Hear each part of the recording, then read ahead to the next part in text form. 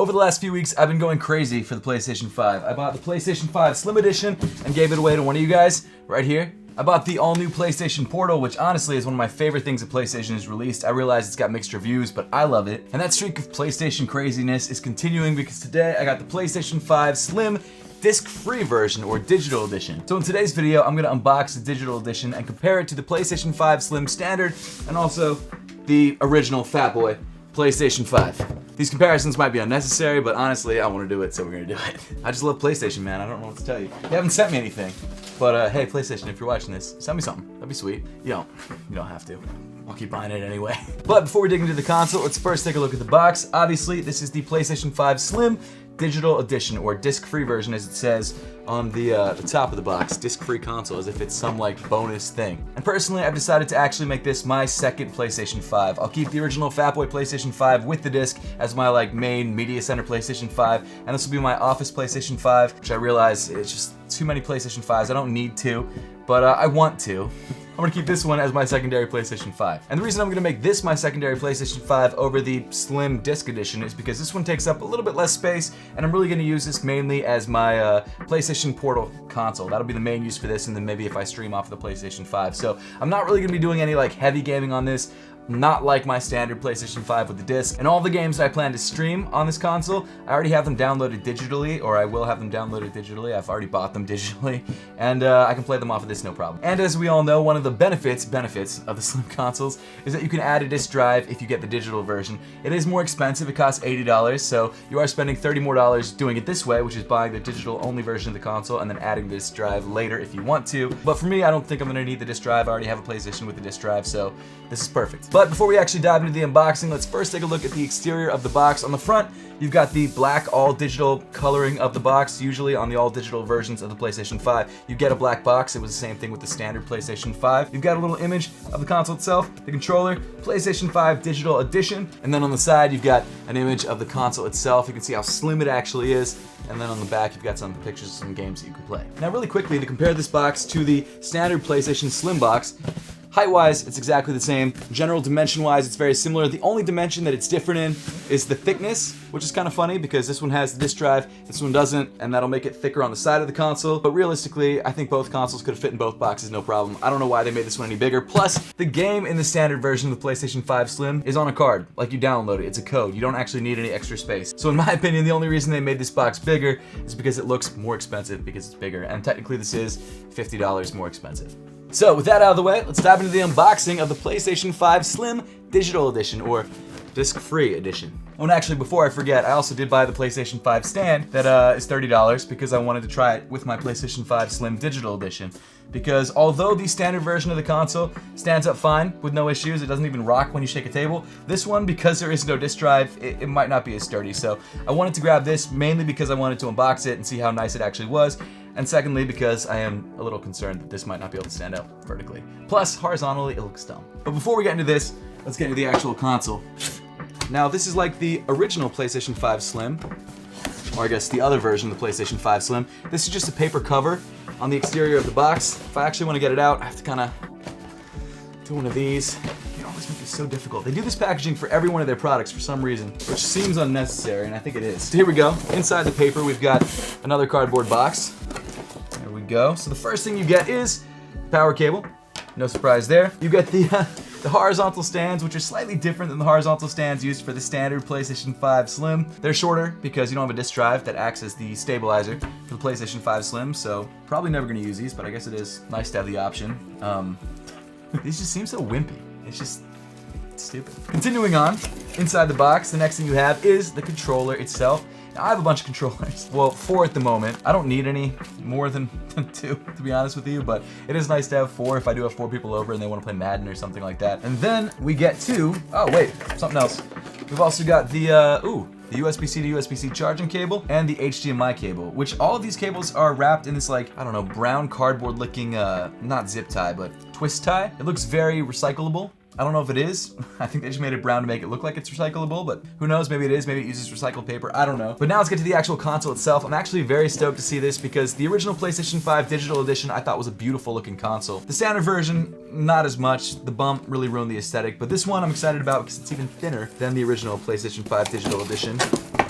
think it's gonna look really nice. So wait, before we get to the console, we've got the manual. There is more manuals, it seems like. Here we go, we got one more manual.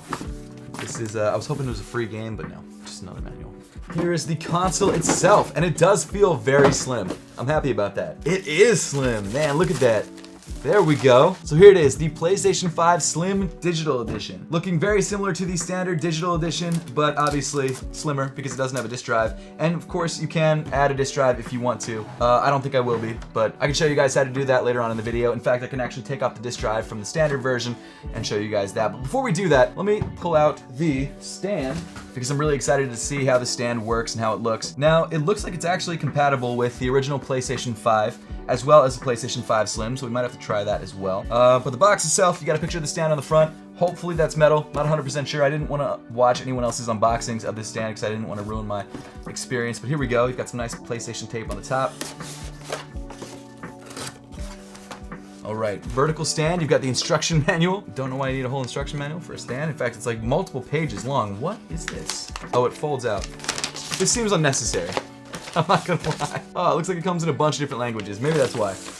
Okay, so all it really is a screw that you plug into the bottom of the console. Go to the PlayStation Control Center, power off the PlayStation 5, fix the attachment to the stand, insert the attachment into the raised part of the stand. I'm sure I can figure it out. I hope that doesn't bite me in the butt. Well, let's see what happens. Oh, it actually feels metal. That's actually nice, okay. Wow, it is metal. Wow, that's actually a really nice feeling, I'm not gonna lie. It looks really, really nice. Is it worth $30? I don't know. I mean, it's cast metal, probably not very expensive to make. I've manufactured a lot of stuff in the past. Actually, if you guys don't watch my main channel, my sneaker channel, you might not know that I own a sock company, and we've been in business for about 3 years, and we sell socks and clothing and all sorts of good stuff, accessories. Me and an industrial designer friend of mine started it back in 2020, so if you guys want to grab any of these socks or products that I'm wearing right now, you can click the link in the top of the description below. We just launched our holiday socks. They're super sick. But the reason I bring that up is because I've worked in manufacturing for years outside of just starting Apothecary, the sock brand. So I do understand, you know, manufacturing and processes of molding and things like that, because I used to work as a kitchenware designer for a while and then a dog toy designer. So I do have some understanding of how much this stuff costs and sort of how it is to manufacture and blah, blah, blah. So knowing that, I know that there's a huge retail markup on this, yet I still don't know how to pull this out of the packaging. Okay, so is this, maybe I should have read the instructions. So this is a connector of some kind? I'm gonna read the instructions. I feel like an idiot, but we're doing this. Fix the attachment to the stand. Oh. Okay, so let's turn this guy upside down. Let's pull out the rubber cap right there. It's not even a rubber cap, it's a little plastic cap. And then what I need to do is, wow, this is so slim, it's crazy. Then I put this right here. Maybe I didn't need to put the attachment on the bottom. Maybe that was unnecessary. Is that for all the consoles or just this one? No, I didn't need to put the attachment on. That must be for the standard PlayStation 5. Yes, that's for the standard PlayStation 5. Okay, let me clarify this because now I feel really dumb. So this is an attachment if you want to attach this stand to a standard PlayStation 5. Let me show you guys the standard PlayStation 5 right here. Standard Fat Boy that is disappearing. If I wanted to attach it to the bottom of this, I actually do have this mounted behind my TV in my media center, or I guess my home, in my living room downstairs is what I'm trying to say. And in order to make the stand work with the Fat Boy PlayStation 5, you have to use this adapter. Not that crazy. Clips on like that. So you can use this stand for the standard PlayStation 5, which is a nice touch. Really happy about that. However, in this case, I'm not gonna be doing that. This one will go back to being mounted behind my TV, and the thin one is gonna go sitting right next to my computer, which honestly, I don't even need the stand. Like, this is very stable. And this actually takes up a decent amount of space. So I don't know if that was necessary, but we're gonna go for it. Let's plug this guy in. Right here. Okay, great. Let's screw this in. Okay, maybe I do need instructions for all of this. I mean, I will say the quality of the stand is pretty high. You know, for spending $30 for a stand, you hope that the quality is high. Can I pop this into the other hole? Oh, you can! So you can save the little clip from the bottom of your console in that little hole in the front, which is really nice. They really did think of everything here. Again, hopefully they would have for a $30 stand. So here it is, the PlayStation 5 Slim Digital Edition with the stand. It doesn't seem that much more stable, man. It really doesn't. I mean, okay, yes. It's not gonna like totally fall over from just doing this. Like it probably would have without it. But I mean, it's not like, in an earthquake situation, this is coming down. Now what I'm gonna do is pull out the standard PlayStation 5 Slim. I wrapped this up for the giveaway. And now I'm unwrapping it again, so I gotta rewrap it. Sorry to the winner, but I do appreciate you letting me use your console to show and illustrate some points. Here is the standard PlayStation 5 Slim. Right here, next to the digital edition. And there is obviously a pretty large-ish thickness difference because you've got the disk drive on the side. Obviously, the thicker one is more stable. In fact, wow. That's ridiculous. So when you shake it, the standard version with the disk drive doesn't shake, and it doesn't need the stand. I think if you have this version or the standard PlayStation 5, you do not need the stand. Obviously, the standard PlayStation 5 comes with the stand. The slim version, it doesn't need it. I literally do not think you need the stand. Maybe for the digital version, but even then, it seems like overkill. But let me show you guys how to remove the disk drive, if you guys didn't know. Pop, I believe, from the front. It's very, very easy to do. Pop that off right there, and then you can literally just pull up from the back. And that's how you remove the disk drive. Super easy to do.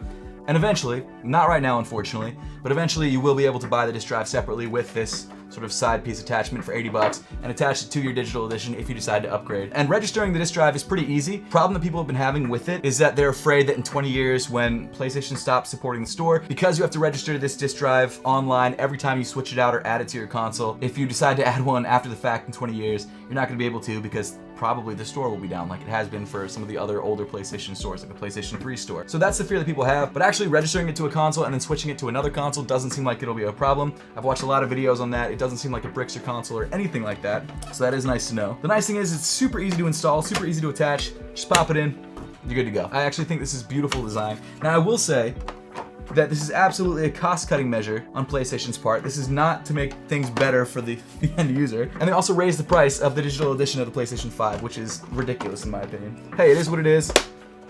But just to compare, here is the PlayStation 5 all digital edition Slim, and here's the PlayStation 5 Slim standard disc edition. And just to add to the comparison, let me grab the standard PlayStation 5, the fat boy, right here. And you can see the difference between all three. And I will say there is a pretty large difference between the standard version and the Slim Digital Edition. I think the Slim Digital Edition is the best looking of the three. I think the digital standard version is my personal favorite. However, that one sold out initially and just hasn't really restocked. They haven't made any more of them. I think they stopped production on the standard version, so I don't think that one's even gonna be available anymore. I think that one hasn't been in stock for months. And I think the disc drive version has just been outselling it like crazy, so they just really focused all their energy on producing these. That's my guess. I'm not sure. But either way, which one's your favorite? Let me know in the comment section down below. This is gonna be the new home office PlayStation 5. This is the home PlayStation 5, and this one is going to the giveaway winner. And of course, I'll be syncing this console to my PlayStation Portal, which I'm excited about. This thing has been amazing. If you guys haven't seen my videos on the PlayStation Portal, make sure to check them out, linked in the description below. And if you guys have not yet subscribed and you want a reason to subscribe, I am gonna be doing a video on the Xbox Series S all black edition, and I'll be giving this console away. So all you need to do for this giveaway, subscribe and then comment subbed up under this video when it comes out, which should be in the next couple days, so stay tuned for that. Thank you all so much for watching. That pretty much wraps things up. I really appreciate you guys tuning into the channel. Make sure to subscribe if you haven't yet. We're almost at 100,000 subscribers. It's crazy, and I will see you all in the next one.